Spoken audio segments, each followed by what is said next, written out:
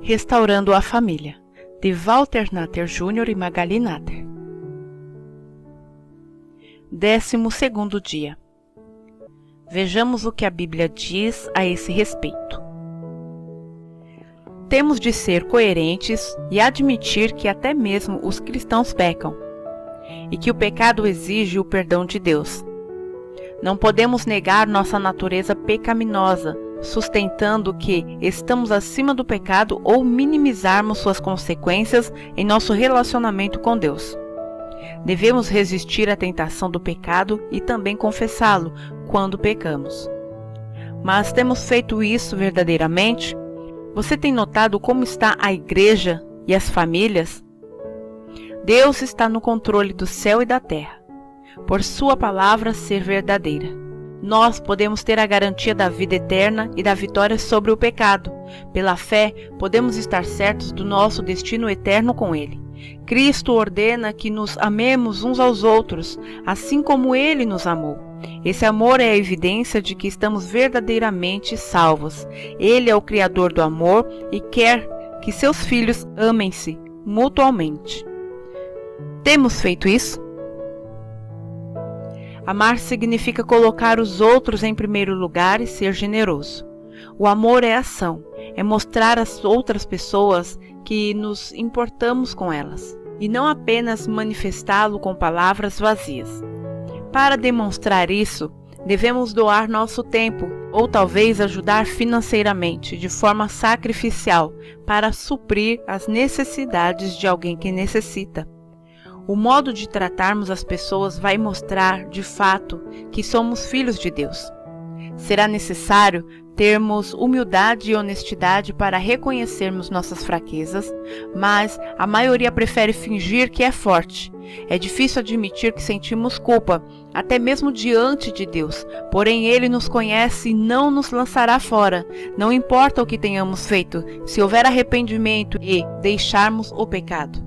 A confissão dos pecados tem a função de nos libertar para que possamos desfrutar da comunhão com Cristo. Nas Escrituras Sagradas encontramos inúmeras passagens que abordam esse assunto, mas a carta de 1 João, capítulo 1, do versículo 8 ao 10, diz: Se dissermos que não temos pecado, enganamo-nos a nós mesmos, e não há verdade em nós. Se confessarmos os nossos pecados, Ele é fiel e justo para nos perdoar os pecados e nos purificar de toda injustiça. Se dissermos que não pecamos, fazemo-lo mentiroso, e a sua palavra não está em nós. Veja a complexibilidade deste texto que mostra seriamente que somos sempre capazes de pecar. Portanto, nunca podemos baixar a guarda. Os falsos mestres não só negavam que o pecado interrompe a comunhão com Deus e que tinham uma natureza pecaminosa, como também negavam que sua conduta envolvesse qualquer pecado. Essa era uma mentira, e continua sendo, que ignorava uma verdade básica: todas as pessoas são pecadoras por natureza e por prática. Mesmo depois de nos tornarmos cristãos, pecamos e precisamos confessar os nossos pecados.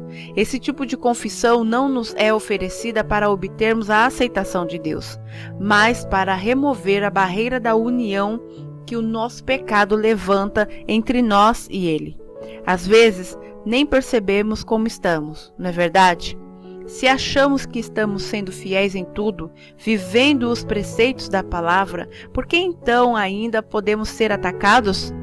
Por que ainda sofremos retaliações? Quais as causas de tantas lutas e tribulações? Se andamos com Cristo, procurando seguir os seus passos, por que as batalhas continuam? Como já afirmei várias vezes, por legalidades que damos ao inimigo, pelos pecados cometidos nas áreas que somos mais suscetíveis e por maldições hereditárias. Vejamos o que fala a palavra de Deus em Gálatas, capítulo 5, do versículo 16 ao 26.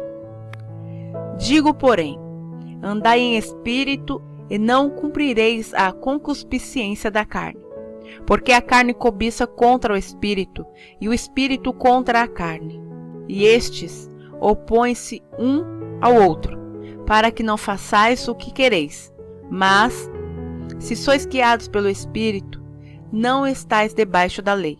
Porque as obras da carne são manifestas, as quais são prostituição, impureza, lascívia, idolatria, feitiçarias, inimizades, porfias, emulações, iras, pelejas, dissensões, heresias, invejas, homicídios, bebedices, glutonarias e coisas semelhantes a estas, acerca das quais vos declaro, como já antes vos disse, que os que cometem tais coisas não herdarão o reino de Deus.